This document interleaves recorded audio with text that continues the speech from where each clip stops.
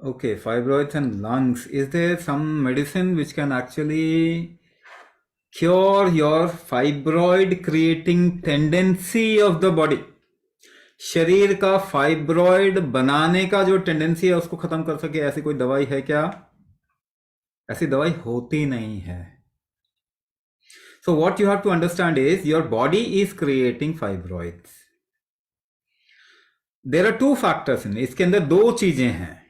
पहला part, your body is getting something, getting risk, the risk factors which is actually pushing the body to create fibroids. एक ये factor है risk factor. The other factor is strength factor. Your body is not able to withstand the risk. आपका शरीर risk को झेल नहीं पा रहा है. दो चीजें आ गई इसके अंदर.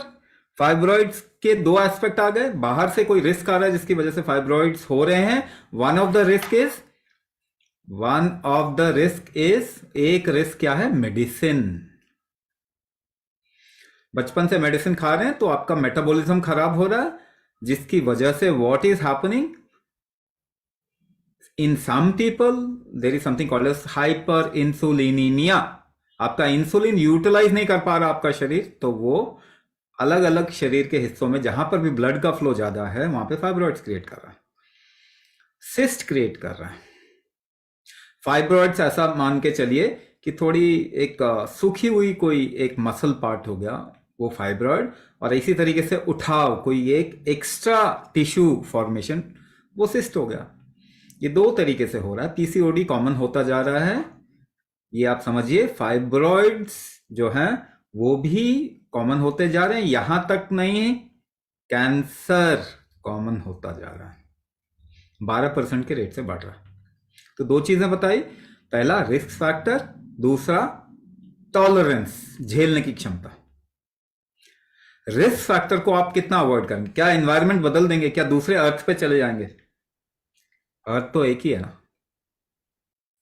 तो वो तो आप नहीं कर सकते. फूड को ड्रास्टिकली चेंज कर सकते हैं क्या? Can you change food drastically? Suddenly switch to 100% organic हो सकता है? नहीं हो सकता. Can you avoid medicine? Medicine avoid कर सकते हैं. unless and until you create that strength in your body, medicine you can't avoid. In fact medicine तो ऐसा है कि सरकार आपको जबरदस्ती खिला देगी, पिला देगी, इंजेक्शन लगवा देगी, इम्यूनाइज करवा देगी. तो केमिकल्स यू कांट अवॉइड. तो अभी क्या करना है? ऐसा इकोसिस्टम बन गया हमारा. तो टॉलरेंस अगर आप बढ़ा देंगे तो पहली बात protection. First I am talking about protection. You will be protected from fibroids and all those conditions, cyst formation in the body, and your metabolism can be reversed या फिर empowered. आपकी डायबिटीज, थायराइड, ये सब चीजें ठीक हो जाएंगी अगर आप मेटाबॉलिज्म को ठीक कर देंगे.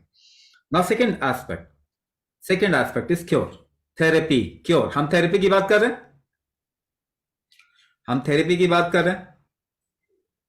So this is getting recorded. It will be shared in the group. You are a part of like WhatsApp group. If you are a part of that group, इसमें शेयर किया जाएगा. आप दोबारा से सुन सकते हैं अगर आप मिस कर रहे हैं तो.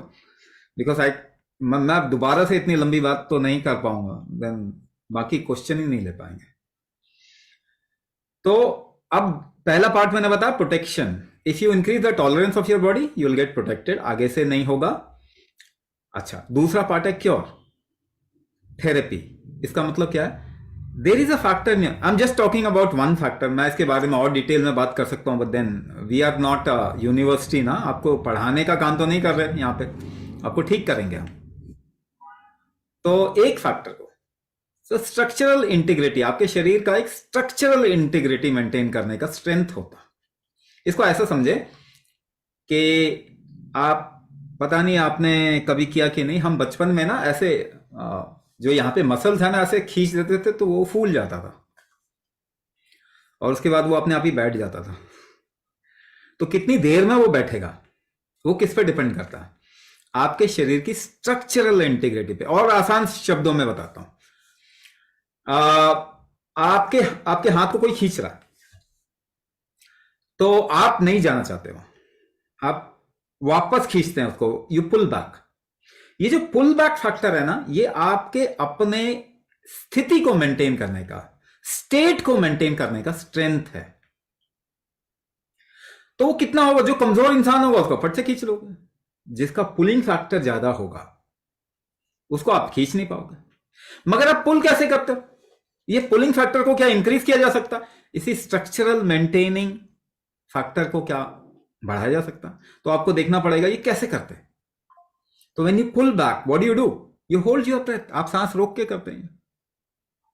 तो आपका स्ट्रक्चरल मेंटेनिंग स्ट्रेंथ कितना होता है? जितनी आप सांस रोक सकते हैं। बहुत सिंपलिस्टिक टर्म में बता रहा हूं। तो क्या आपने उस पर काम किया? Have you increase the breath holding capacity? Kumbhak आपने बढ़ाया अपना। अगर नहीं बढ़ाया तो क्यों और कैसे कर पाएंगे? अभी what ever your situation is, इस समय आपको क्या जरूरत है? वो स्ट्रेंथ फैक्टर जिसकी वजह से आपके बॉडी के बाहर का और अंदर का स्ट्रक्चर मेंटेन होता है, उस स्ट्रेंथ को बढ़ाना है। एंड होलिस्टिकली भी आपको अपने बॉडी पे काम करना है। तो ये जो फाइब्रॉइड के कंडीशंस हैं आपके बॉडी के, ये रिवर्स किए जा सकते हैं बिल्कुल। ठीक है ना? अभी जो हो गया है फाइब्रॉइड, उसमें जितना भी टाइम लग जाए, मगर रिवर्स करेंगे तो जब भी जितना भी टाइम लग जाए, मगर वो ठीक हो जाएगा।